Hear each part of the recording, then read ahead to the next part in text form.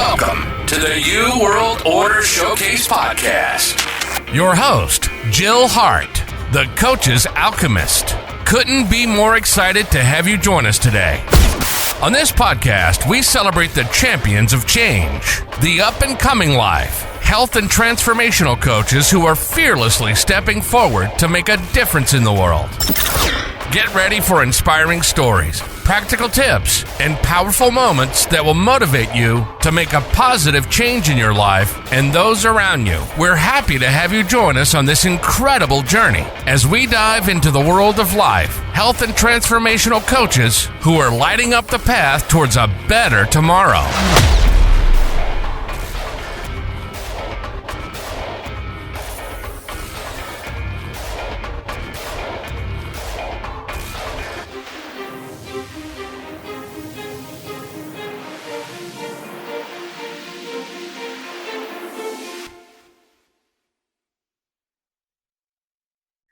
Hi, and welcome to the New World Order Showcase Podcast. Today, we're speaking with Gabriella Chang. She is a feminine embodiment coach, energy healer, Kundalini dance facilitator, and author. And we are so excited to hear from Gabriella today as she tells us what she's doing. And we're going to learn all about the Kundalini dance stuff. I'm just totally fascinated by that. So tell us what you do, Gabriella. Thank you so much, Jill. I'm so happy to be here and I appreciate that warmth welcome. Yes, I am a Kundalini dance facilitator, and the main reason why I decided to learn about this beautiful sacred practice is because I feel we women are completely shut down and disconnected from our bodies, yet one of the magical things that I found out is that we are asking men to connect to their bodies, to be emotionally available, yet we don't seem to be able to do it, And after being in the spiritual world for 13 years now, I came to the conclusion and the realization that meditation for women feels different. And, the majority of our world spiritual leaders are men. So of course, we women have been learning what it is to be a woman through the masculine lens. So I needed a change. I needed to take off the lens of the masculine and put on my feminine glasses. And this is what Kundalini dance allowed me to do. And every time I dance is a new beginning, a new transformation. It's releasing something, it's connecting more with me, with my body wisdom, and it feels so delicious to be able to just let go and stop thinking so much about what am I here to do? What am I supposed to do? About all these strengths that I have to have, about all this, comparison, and am I good enough? Am I doing it right? Am I perfect enough? And all this overwhelm, to be able to just disconnect and enjoy some peace, some me time while dancing and letting go and just being observed and being seen by other amazing women and sometimes even men. It's just an amazing, delicious experience. I can only imagine how great that would feel. I've never done Kundalini dance, but as I was sharing with you earlier, I have had an experience that was, all I can describe it as supernatural, but it was a physical, I could feel this in my body more than I've ever felt. And I've done meditation for quite a while now, but it's, every time you approach meditation, it feels different. And sometimes you just get into that place that is just it's magical. It's almost divine. You just connect with the energy that is everything. And it's one of those experiences. Exactly.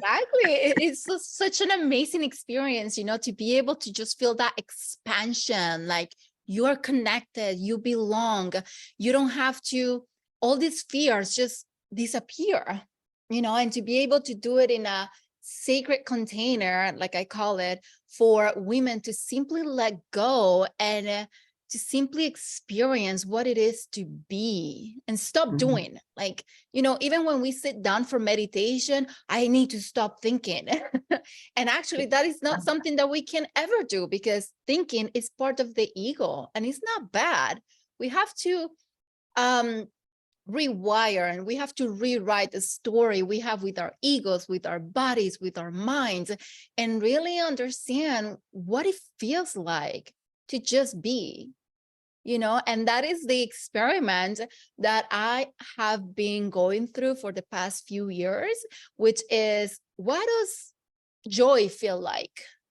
What does surrender feel like?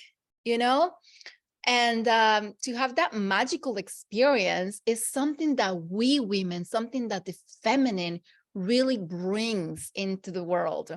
The world doesn't feel magical because we women have been denying our femininity for way too long, but not because we chose to do that, but because, that's what patriarchy is all about, denying the feminine. So we have wars, we have all these issues with competition and then comparison, right? I'm not like her, I'm not like him, I have to do this, I have to do that so I can be better every time. But that's actually looking for perfectionism. But when we can let go and just allow the energy to move through our bodies, when we can experience that magic rushing through our veins and just disappearing in the not knowing, not thinking, being, not being, is a magical, delicious experience. It's just so exciting. It is really exciting. And you make a good point about we've been trained, and I think it is a lot of training as we're growing up to conform. And I think this whole experience of Kundalini in particular, but the meditation and the just allowing yourself to be is the antithesis of conformity. It's allowing yourself to be the original that you were created to be, and to tap into that energy that is uniquely you as part of the larger collective. But our bodies are a bunch of cells all operating together. Each one is an individual. Each one has a unique purpose. Even if they're all skin cells, each skin cell is unique and has a unique spot and position that it fills.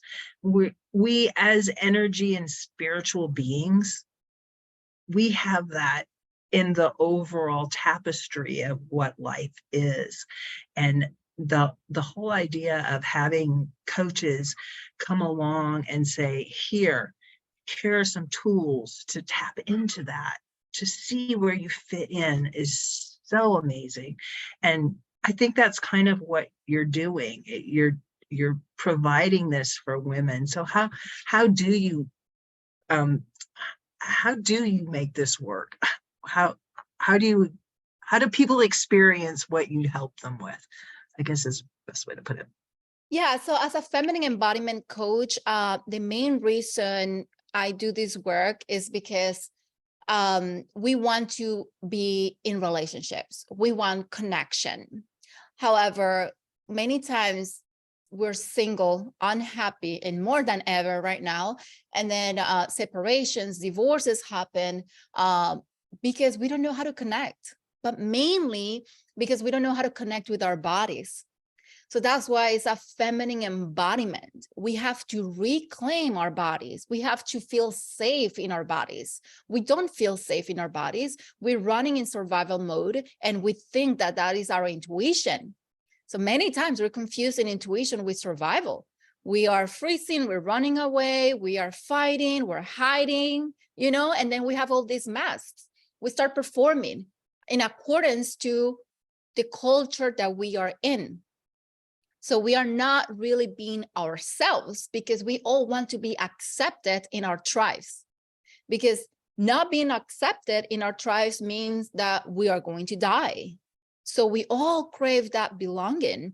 And for the feminine energy, the feminine energy is in charge of relationships, in charge of nurturing and having connection, while the masculine energy is in charge of protecting that, creating the container for the feminine to be able to move and flow. So you can see the feminine energy as water and the masculine energy as the container. And it's a beautiful thing, because if you see the body, that is the body is the container. So we all have feminine and masculine energy, regardless of how you identify yourself as. And then we decide with what energy we want to lead. So me, as a woman, I've decided, and I feel very feminine at my core. However, I was leading with masculine energy. I was always performing, or always trying to get the next thing, trying to be superwoman. Right? That's a syndrome actually that we have right now in our society, especially here in the United States, where women are trying to just be that super powerful woman where she doesn't need anyone. However, she's burning out. We are being overwhelmed. And then we are single, right? And we are on dating apps trying to find someone, but nobody can meet us right here because we need no one. When you need no one, can you have someone? Everybody is not going to be enough for you. And then I hear women saying, oh, they feel intimidated by me. Well, not necessarily. Men, it's not that men feel intimidated by a woman. Of course, there are some men who could feel this way, but it's not the case in general. Men don't feel intimidated. Men feel shut down.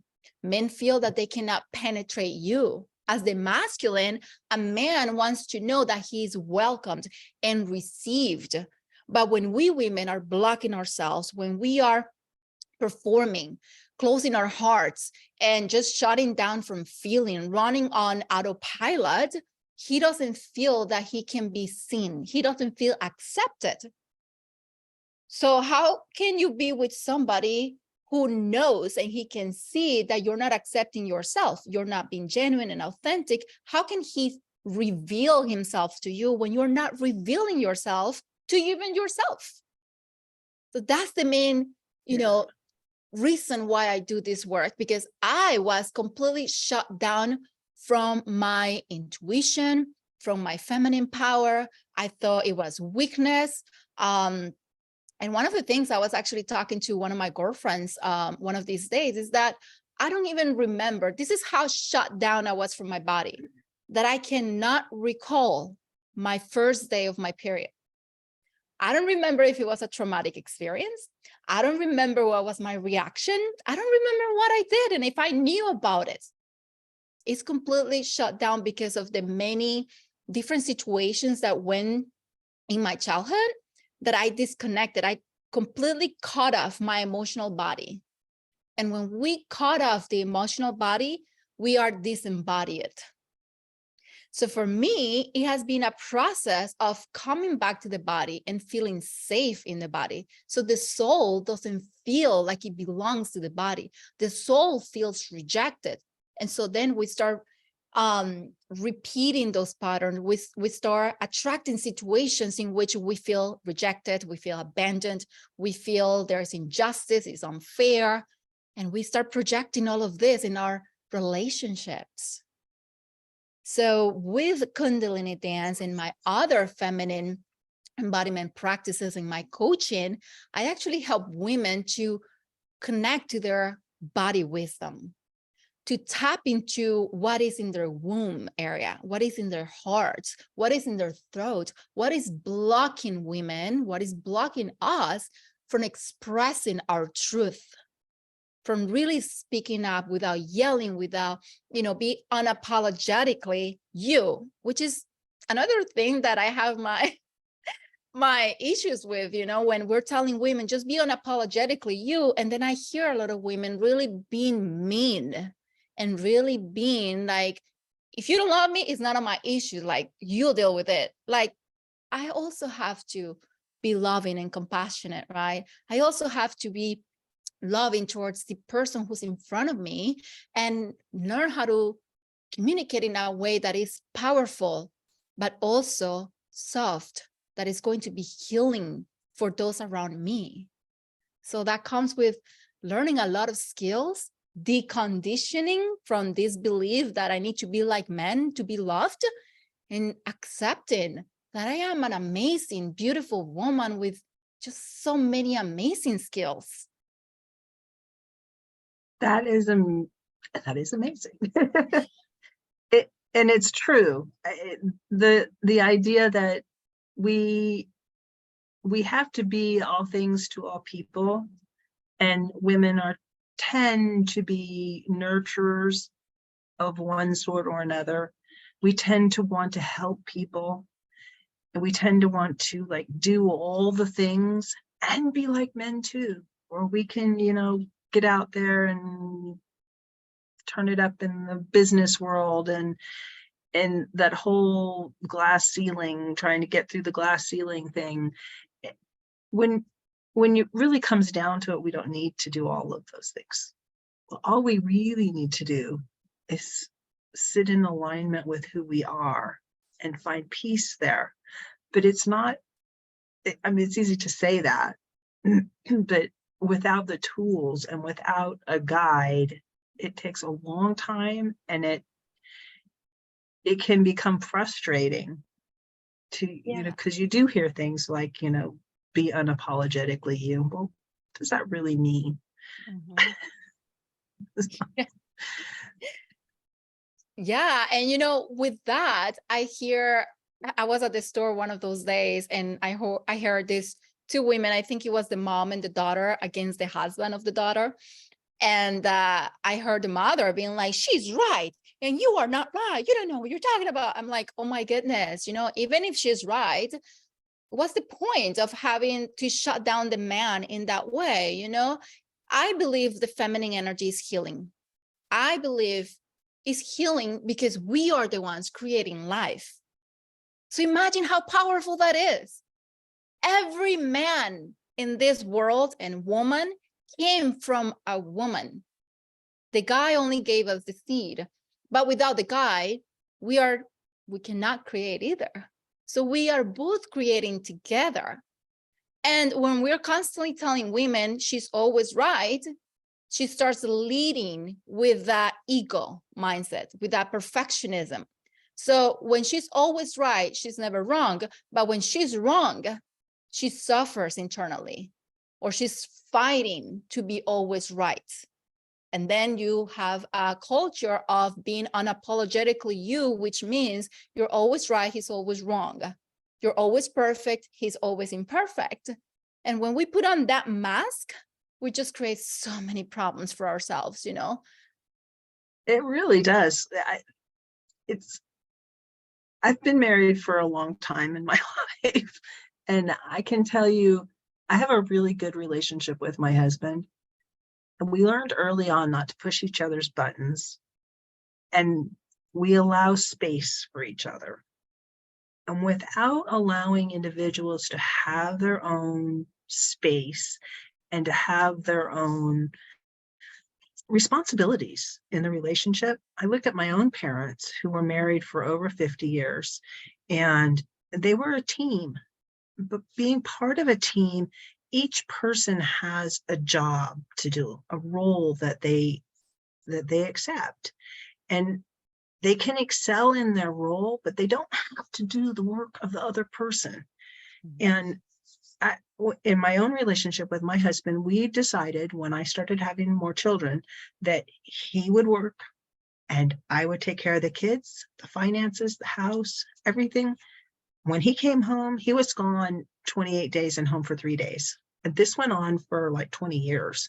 It was a long time. But when he came home, I did everything for him. Then he's retired now, and we've had to learn to reshift. And he's been home for about 2 years now, and he's learning some things. And he's been able to experience things that he didn't experience while he was doing his part of the job. And I'm getting to have some opportunities to do things and to pursue things that I didn't have time for when I was trying to take care of everything else. So it's kind of interesting when you're talking about, she's always right. And it's it's okay to be right, and it's okay to embrace who you are, but you should apologize when you're in the wrong. And you should be able to have the space in your relationship to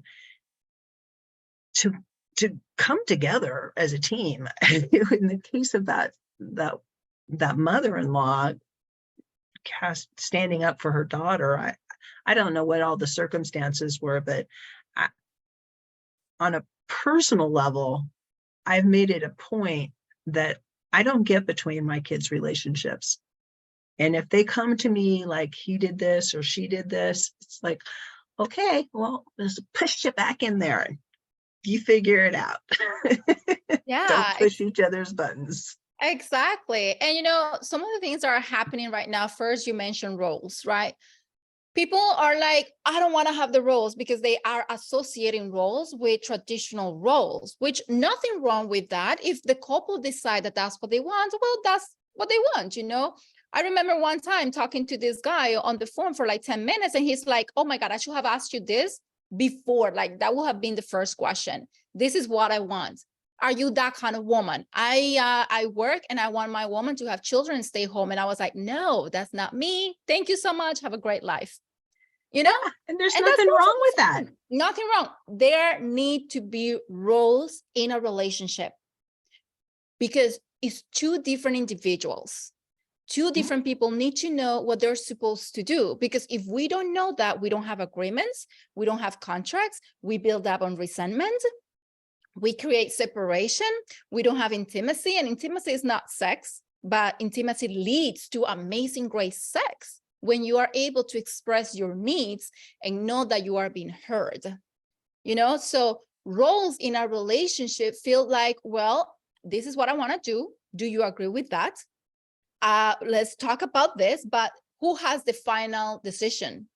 Who has the final word in this issue, right? And that is a teamwork. That is saying you are the president of this department, like in your case was your home, in his case was work, right? Yeah. And both of you know your roles perfectly fine. That helps a lot in a relationship. When we're not able to define those roles, that's when we start creating a lot of confusion, a lot of silent treatments, a lot of read my mind. Yeah, having the expectations in a relationship, I think that was great that guy was like, this is what I expect. And it gives you freedom to say, well, I'm not your gal. Wow. I think that goes in a lot of relationships. Instead of trying to like help everybody with everything, but when we identify who we help and what we help them with, we can better serve them because they have the expectations of whatever the result's going to be. Yeah. And excuse me, we have and we know what is expected of us. And relationships are so interesting when you bring them together, and it's just like, how do these two pieces fit together? Yeah. And sometimes relationships aren't meant to go for a really long time. They're not. That is true, so that's why it's important to know, what do you want? What are your values? And one of the amazing things that I find a lot of people either don't know or leave it out for some reason is, how do you want to feel in your relationship? Right? So one of the things that I do in my work as a feminine embodiment practice is I guide women to tell me, what are the feelings that you are experiencing in that relationship that you want? So we go into this visualization practice or meditation. She starts visualizing, and I start asking her, what are the feelings that are arising? Many times, the number one feeling actually that comes up is, I want to feel safe. For a woman, when we don't feel safe in our relationship, we start performing, overdoing, overgiving just to get that safety, that security, right? So, and then I ask them, all right, so we have the feelings here now. What does that mean to you? How does that look for you, right? It's not enough to create that list with all the qualities that I want in a person or all the things that I want in my relationship. You also have to sit down with those feelings. And that's part of the embodiment. Oh my God, I want to feel loved.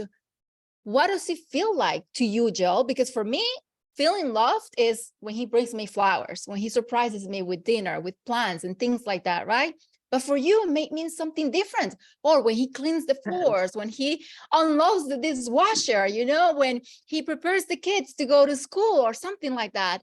Maybe that's not how I want to feel loved, but that is your way. So let's embrace that. Let's embody those feelings, and then let's create those things for us, right? And being able to communicate that to your partner. Mm-hmm. I'm a time person. I love it when my husband just stops what he's doing and pays attention to me and listens on a deep level. And we've orchestrated our lives so that we go for walks every day. We walk for 3 miles and it takes us about an hour. But that hour, there's no phones, there's no nothing. We just talk. And it's how he says, I love you. And in the evening, we sit outside, put our feet on the ground for 30 minutes or 45 minutes, depends on the day. And it's another period of time where we're just together and we talk or not talk, but it's just, that's another way that he says, I love you.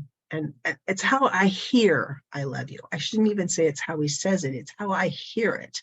It's just like when somebody gives you flowers and gifts, you're a gifts person. And it's how you perceive them telling you they love you. Mm-hmm. And understanding what their needs are also helps in the relationship. Like my husband is a person who likes words of affirmation. And I know this about him. And that's how he hears, I love you, from me. Yeah. And that is a beautiful thing, because I remember with one of my clients, for example, something I wanted to say is that you go on walkie-talkies. Yeah, we go on walkie-talkies. I like that a lot. One of my clients said that, and I had another client where she was struggling with her live-in boyfriend because he just wanted to play video games. And when she asked him, I want to spend time together, he was like, well, we're in the same room. We're spending time together. We had to go into a communication skill for her. And she had to learn how to express, well, this is what quality time looks for me, right? Even if it's just 10 minutes, 15 minutes, whatever that means for me, I want your undivided attention. So take your time after you come back from work, decompress, and then if you can take time during dinner and just talk for a little bit, that's enough for me. That's what quality time feels like for me. But for him, it was like, well, we're in the same room, we're together. That feels because good he's not a time person. He doesn't understand how that looks. Mm-hmm. So if we can express our needs in a way that this is what it looks like for me. So with Kundalini dance, which I love, is it helps to remove the blockages from our throat. And our throat chakra and our sacral chakras are actually one and the same. They're twins. And they separated as we were growing in the uterus. They separated, but they are the same. So you can say that your voice is the voice of your womb. When you are blocked in your throat, this is coming from your womb. So we need to hear the womb. We need to be able to listen to our own needs, because many times we don't even know how to listen to ourselves. We don't even know what we want. And we're expecting other people to say, hey, this is what you want. I got it for you. Surprise. Yeah. That goes with gifts too, I quit trying to guess what people want. So like, what do you want? Christmas is coming. What do you want? Yeah. I'll get it for you. Pretend like you're surprised. Exactly. Or don't. Exactly. That is a good point, that women tend to not even know what they want. It is really hard if you don't know who you are, or what you value, or how you accept love. That was a really big epiphany for me. because for years it was just like, I expected people to just love me, but I didn't know what that looked like. Yeah. And I actually read the gifts, the 5 love languages. It's a really good book, and really it helped in all kinds of relationships, not just my relationship with my husband, but even with your kids or your coworkers, people that you interact with. If you understand what their love language is, then you can do things that make them feel important or special, because it doesn't take a lot of time to do any of the five things. Not And at all. And then that other person, if they don't know what their love language is and they see this happening to them, they're just like, oh, this person must really care about me. They're speaking my love language. Exactly. It's a beautiful feeling, to feel loved. And for us women, we have been conditioned from a very young age, since birth, that we are here to give, that we are here to please men. So that's the resentment that we see in our current society, where women are resentful of men. So we, number one, have to heal that wound of resentment. Number two, we have to open ourselves up to receiving and stop giving so much. You hear a lot of women, I gave him all I had. Yeah, that was the problem. We give from an empty cup because we don't know how to receive. And when we're empty, what can we give but more pain, right? And I love Kundalini for that reason. And I love all of my coaching skills and tools that I have that I give to women, because it really helps women open up to receiving, open up to joy, open up to connecting to source, feminine and masculine energies, not just the masculine above, but also to connect to Mother Earth. And those walkie-talkies that you have, those are beautiful and wonderful to connect to that feminine energy. So when you're doing that with your husband, he can feel that connection. He can feel that feminine attraction. Yeah. That's the beauty of it. It is really beautiful. So what's the one thing that you really want people to take away from this conversation today? To feel the body, for women to feel their hearts, to feel their wombs, to learn to listen, to learn to separate the voice of the ego versus the voice of their wombs, of their bodies, and to truly embody inner peace, calmness, and open up to receiving. There's so much to receive. There is, for sure. And how do people get in touch with you? So they can go to my website, GabrielaChang.com. And I also have a little gift. So if you are interested in learning about the energies and just start your journey into feminine embodiment, I recommend you to download my free guide at femininedatingrituals.com. And this will work for you whether you're in a relationship or not. And it will just help you start understanding the energies, understanding how feminine and masculine works, and, connect with me.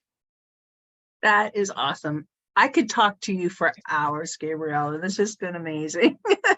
Thank you so much. Thank you so much for joining me today.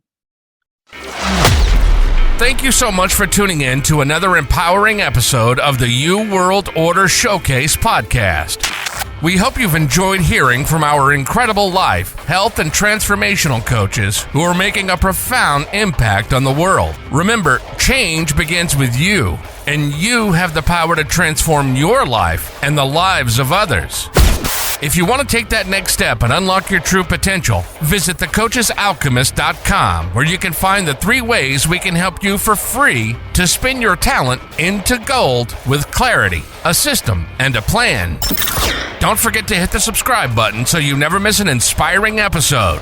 And if you enjoyed today's show, we'd greatly appreciate it if you could leave us a review on your favorite podcast platform. Your feedback means the world to us and helps us reach more people with our positive message. Stay connected with us on social media for updates, behind-the-scenes content, and upcoming guest announcements. You can find us on Facebook at the You World Order, or simply visit thecoachesalchemist.com.